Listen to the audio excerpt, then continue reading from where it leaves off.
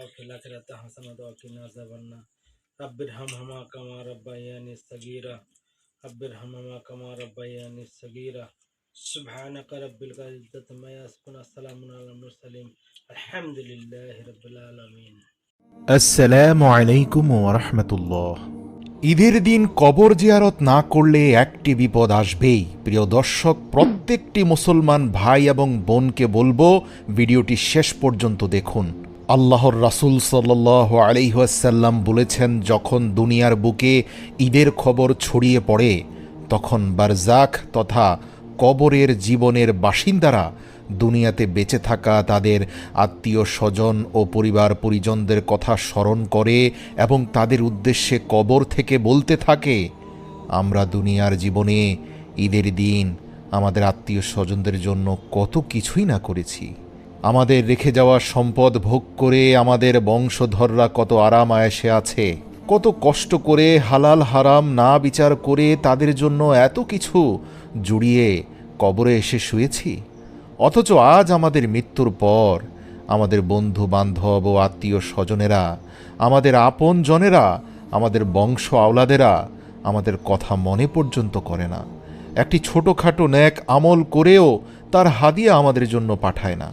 হযরত আলী রাদিয়াল্লাহু তাআলা আনহু বলেন, হে আগন্তুক, ওয়াদা করো যখনই ঈদের দিন আসবে তুমি অবশ্যই তোমার আত্মীয় স্বজন এবং বন্ধু বান্ধবদের কবর জিয়ারত করে তাদের জন্য দোয়া করবে।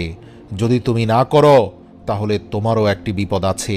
হযরত আলী বলেন, কবর জিয়ারতের সুন্নত পদ্ধতি হচ্ছে কবরকে সামনে রেখে তাদের জন্য আল্লাহ পাকের দরবারে মোনাজাত করে দোয়া করবে।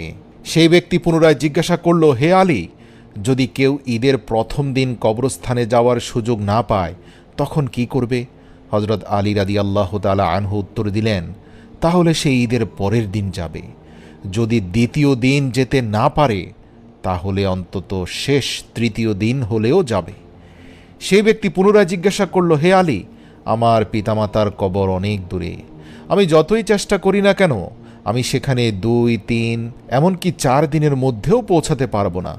হযরত আলী রাদিয়াল্লাহু তাআলা আনহু তাকে বলেন, হে আগন্তুক, যদি কোনো ব্যক্তি ঈদের দিন তার পিতামাতার কবরের জিয়ারত করতে না পারে, সঠিক সময়ে এসে সে কবরের পাশে দাঁড়াতে না পারে, তাহলে তার জন্য পদ্ধতি হচ্ছে সে যেন ঈদের দিন প্রথম যে খাবার খাবে সেই সময় একবার সূরা ফাতিহা এবং 3 বার সূরা ইখলাস পাঠ করে নিজ নিজ মৃত আত্মীয় স্বজনদের জন্য, দাদা দাদি নানা নানি নিকট আত্মীয়দের মাগফিরাতের জন্য দোয়া করে।